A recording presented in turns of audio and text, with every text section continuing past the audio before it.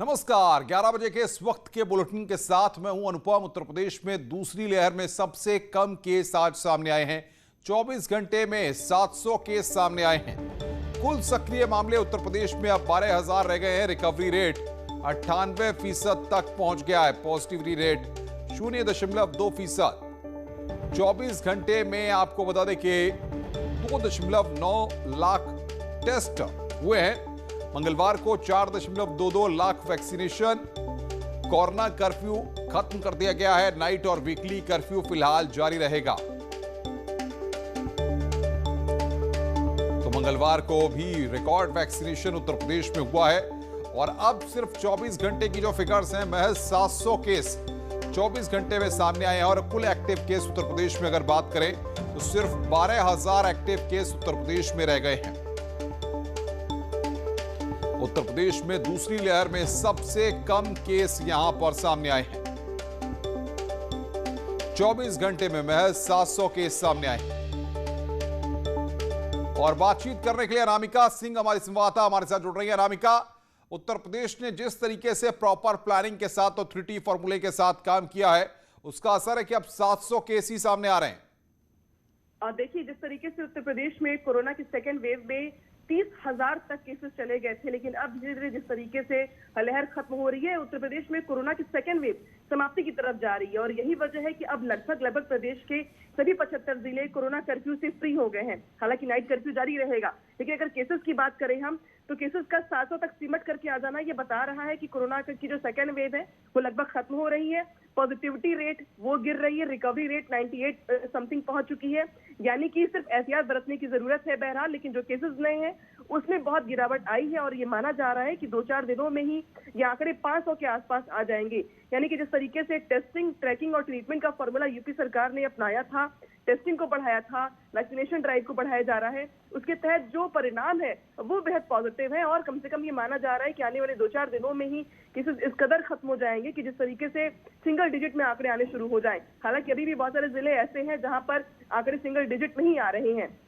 तो ऐसे में ये माना जा रहा है कि यूपी में कोरोना की जो सेकंड वेव है उसकी रफ्तार थमती हुई दिखाई दे रही है और लगभग सभी जिले कोरोना कर्फ्यू से फ्री हो गए हैं। बस जरूरत इस बात की है कि वैक्सीनेशन ड्राइव को और बढ़ाया जाए और एहतियात बरता जाए। बहुत बहुत शुक्रिया आपका अनामिका। आप नजर बना के रखिए, आगे भी हम आपसे अपडेट लेते रहेंगे। अनामिका सिंह हमारी संवाददाता इस वक्त की बड़ी खबर पर हमें अपडेट दे रही थी। इधर देश में कोरोना का जो अपडेट है, 24 घंटे में 92,596 नए मामले सामने आए हैं। 1,62,664 लोग ठीक हुए हैं। 2,219 लोगों की मौत हुई है। पॉजिटिविटी रेट में लगातार गिरावट दर्ज की गई। लगातार दूसरे दिन देश में कोरोना के 1 लाख से कम केस सामने आए हैं। तो देश का कोरोना अपडेट इस वक्त हम आपको दे रहे हैं।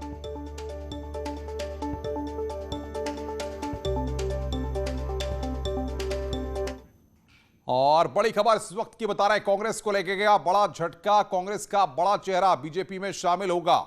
दोपहर 1 बजे बीजेपी मुख्यालय में कार्यक्रम है। बीजेपी के मीडिया प्रमुख अनिल बलूनी ने यह ट्वीट किया है। तो कौन वो चेहरा है जो आज भारतीय जनता पार्टी में शामिल होने जा रहा है, इसको लेकर कयासों का बाजार गर्म है। अनिल बलूनी जो कि बीजेपी के मीडिया प्रमुख है, उनके ट्वीट के बाद कई कयास लग रहे हैं। उत्तर प्रदेश से है, उत्तराखंड से है या बाहर से है, इसको लेकर तमाम तरह के कयास लगातार लगाए जा रहे हैं। दोपहर 1 बजे इस बात का औपचारिक कार्यक्रम है। कांग्रेस का जाना माना चेहरा आज भारतीय जनता पार्टी में शामिल होगा। बीजेपी मुख्यालय में दोपहर 1 बजे औपचारिक कार्यक्रम। ये अनिल बलूनी ने, जो कि बीजेपी के मीडिया प्रमुख हैं, उन्होंने ये ट्वीट किया है। इसके बाद अब सवाल ये हो रहा है कि कौन वो चेहरा है जो कांग्रेस पार्टी का जाना माना चेहरा है, जो आज भारतीय जनता पार्टी को ज्वाइन करने वाला है।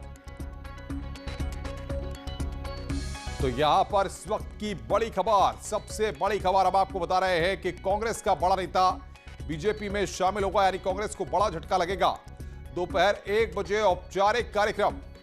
अनूप गुप्ता बातचीत करने के लिए हमारे साथ जुड़ रहे हैं। अनूप, अनिल बलूनी के ट्वीट ने सस्पेंस बहुत पैदा कर दिया है। कयासों का बाजार गर्म है। क्या सुबुगाहट लग पा रही है, कौन वो नेता हो सकता है?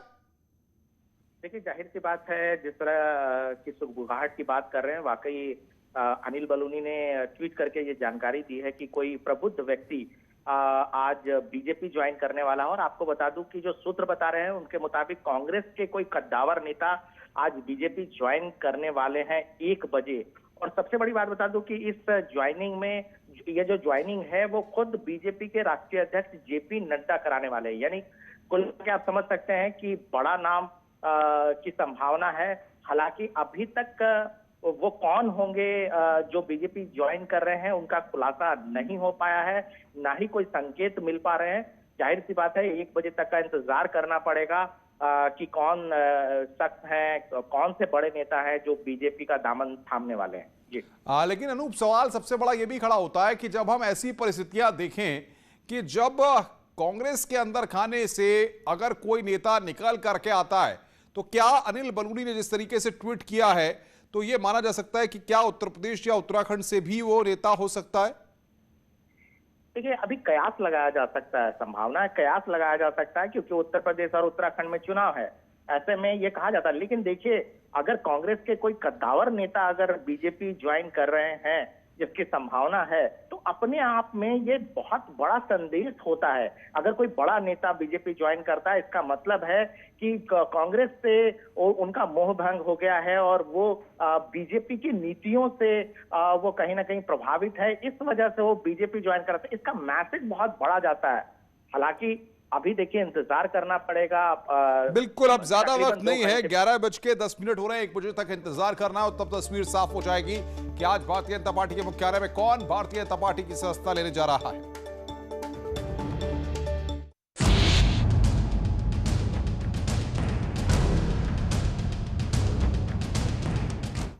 आगे बढ़ते हैं। कोरोना काल में सीएम योगी राज्य के प्रवासी कामगारों को बड़ी सौगात देने जा रहे हैं।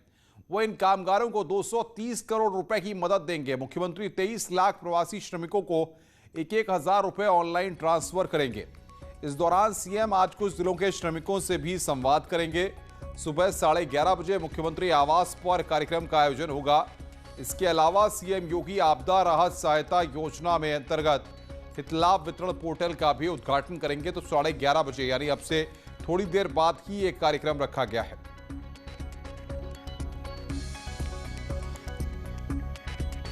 23 लाख प्रवासी मजदूरों को इसका फायदा मिलेगा। और सीधे हमारे साथ लखनऊ से जुड़ रही हैं हमारी संवाददाता अनामिका सिंह। अनामिका, एक बड़ी कोशिश जिस तरीके से मजदूरों के साथ, दिहाड़ी मजदूरों के साथ, बाकी लोगों के साथ है, वहीं इस दिशा में श्रमिकों के साथ सरकार एक बड़ी योजना को लेकर आई है।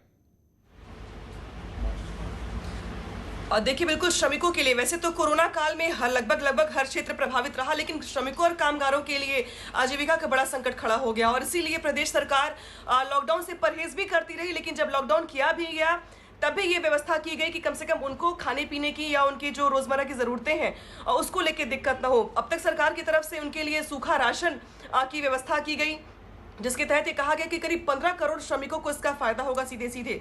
इसके अलावा लाइफ इंश्योरेंस और हेल्थ इंश्योरेंस की स्कीम भी उनके लिए लाई गई।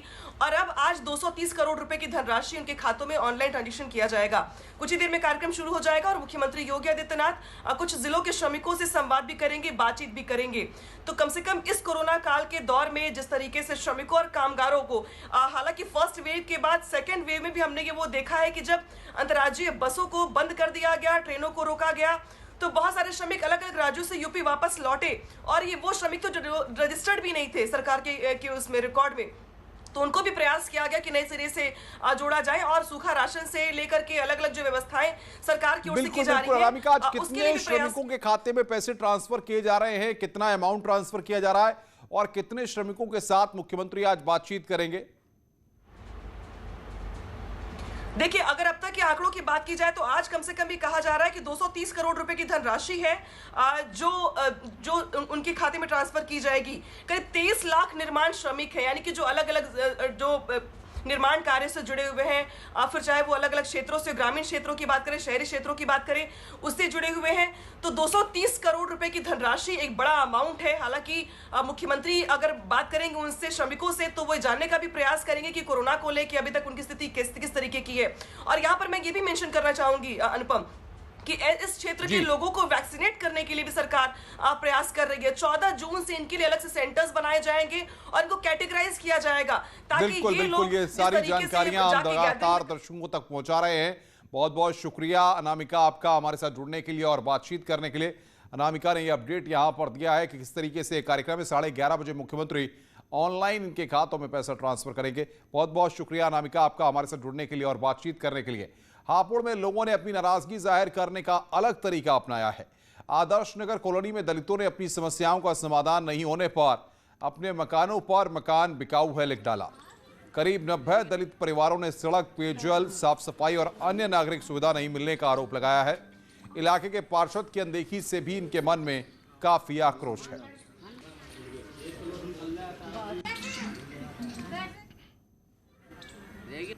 मकान दुकान जो ये बेचे जा रहे हैं, इसलिए बेचे जा रहे हैं कि हमारा नाली खरंजों का बहुत लंबा 3 साल से मट्टी डली हुई है और जो है नाली खरंजे हमारे यहाँ बन नहीं रहे हैं। इनकी बहुत बड़ी समस्या, पानी भर जाता है, बारिश पड़ते ही देखो इधर गड्ढा। दुनिया के जो सुंदर सभासद हैं वो हमारे यहाँ देखते नहीं हैं। सब लोगों को सब वोट देते हैं, वो अपने अपने इधर कार्य करवा देते हैं, दवाई उधर छिड़कवाते हैं, सारी चीज़ उधर छिड़कवाते हैं, इधर कुछ नहीं छिड़कवाते। वो यूपी कैडर के रिटायर्ड आईएएस अनूप चंद्र पांडे देश के चुनाव आयुक्त बनाए गए हैं। 12 अप्रैल को मुख्य चुनाव आयुक्त सुनील अरोड़ा का कार्यकाल पूरा हो गया था। रिटायर्ड आईएएस अनूप चंद्र पांडे उत्तर प्रदेश के चीफ सेक्रेटरी रह चुके हैं। वो 37 सालों तक उत्तर प्रदेश में अलग अलग पदों पर काम कर चुके हैं। तो यूपी के चीफ सेक्रेटरी रह चुके हैं अनूप चंद्र पांडे और उनको यह महत्वपूर्ण जिम्मेदारी मिली है।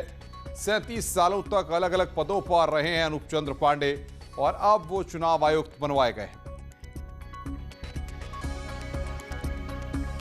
यूपी में 37 सालों तक अलग अलग पद पर रहे हैं। 12 अप्रैल को रिटायर हुए थे सुनील अरोड़ा। 15 फरवरी 1959 को चंडीगढ़ में जन्म हुआ है। मैकेनिकल इंजीनियरिंग में बैचलर की डिग्री हासिल की है और मटेरियल मैनेजमेंट में एमबीए हैं।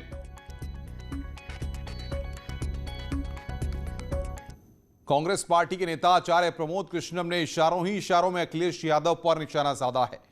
ट्वीट में उन्होंने लिखा कि योगी का मुकाबला वही कर सकता है जो अपने उसूल और अपनी बात पर कायम रह सकता हो। लाल टोपी जेब में रखने से कोई नेता नहीं बनता। यह अखिलेश यादव पर निशाना साधा है आचार्य प्रमोद कृष्णम ने। अखिलेश यादव को लेकर ट्वीट किया है और उन्होंने कहा योगी का मुकाबला वही कर सकता है जो अपने उसूल और अपनी बात पर कायम रह सकता हो। लाल टोपी जेब में रखने से कोई नेता नहीं बनता। आचार्य प्रमोद कृष्णम जो कि कांग्रेस पार्टी के नेता हैं, उन्होंने यहां पर यह ट्वीट करके अखिलेश यादव पर निशाना साधा है।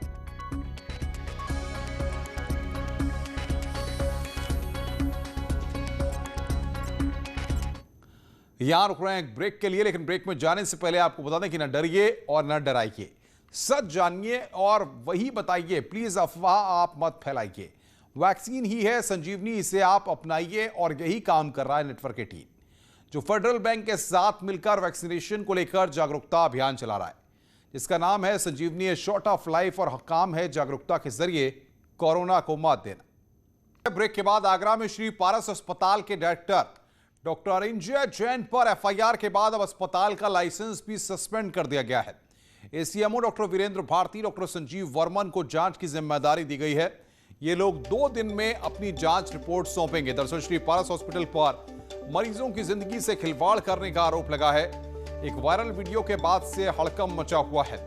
वीडियो में अस्पताल के संचालक डॉक्टर अरिंजय जैन पर 22 मरीजों की छंटनी की बात वो कह रहे हैं। मरीजों के आरोपों के परिजन जो है वो आरोप लगा रहे हैं कि अस्पताल में ऑक्सीजन को लेकर हुई मॉकड्रिल के चलते 5 मिनट के लिए ऑक्सीजन सप्लाई को बंद कर दिया गया था।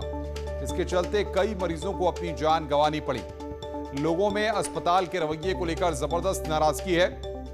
कल अस्पताल के बाहर लोगों ने प्रदर्शन भी किया था।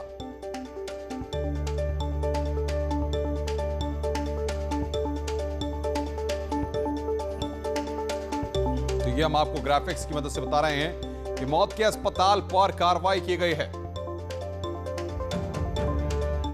आगरा में श्री पारस अस्पताल में ऑक्सीजन सप्लाई रोकने के चलते मरीजों की मौत मामले में अब परिजन सामने आए हैं। ऐसे ही एक पीड़ित प्रियंका सामने आई हैं, जिन्होंने न्यूज 18 से बातचीत की है। प्रियंका का कहना है कि उनकी मां मुन्नी देवी को कोरोना की वजह से 25 मई को अस्पताल में भर्ती कराया गया था और 26 मई को मां की मौत हुई। 26 मई को ही वायरल वीडियो में ऑक्सीजन का मॉक ड्रिल का जिक्र है। इसके साथ ही प्रियंका का कहना है कि 26 मई की सुबह ही अस्पताल में आधे से अधिक सीसीटीवी को बंद कर दिया गया था और रिसेप्शन पर जिस सीसीटीवी को लोग अपने मरीज देख रहे थे उसको भी बंद कर दिया गया था। प्रियंका की मांग है कि इस साजिश का पर्दाफाश होना चाहिए और हमें न्याय मिले। स्थित पारस अस्पताल पर जो संगीन आरोप लगे हैं, इस मामले की तफ्तीश शुरू हो चुकी है। यहाँ पर अस्पताल को सील करने के बाद यहाँ पर पुलिसकर्मी यहाँ पे बैठे हुए हैं। इस मामले की इन्वेस्टिगेशन चल रही है, लेकिन जिस तरह से आरोप लगे हैं उस आरोप के मसले पर आइए हम बात करते हैं। हमारे साथ में दो ऐसे लोग हैं जिनके साथ में ये कहा जा सकता है ये पीड़ित हैं, और हमारे साथ पहले इस लड़की से बात करते हैं। आपसे मैं आपका नाम जानना चाहूँगा और साथ साथ ये जानना चाहेंगे कि आपके वो कौन से रिश्तेदार यहाँ भर्ती थे।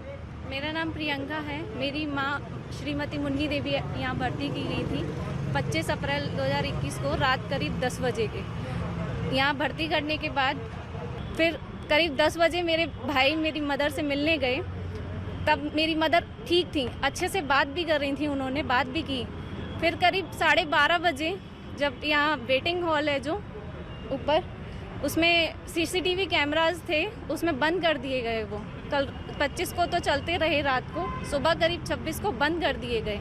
अच्छा, मैं सीसीटीवी की बात कर रहे हैं। ये 26 तारीख वो उसी तारीख की बात हो रही है जिस दिन ये जिसके बारे में उस वायरल वीडियो में जिक्र हो रहा है। तो 26 तारीख को ही सीसीटीवी बंद कर दिया गया था।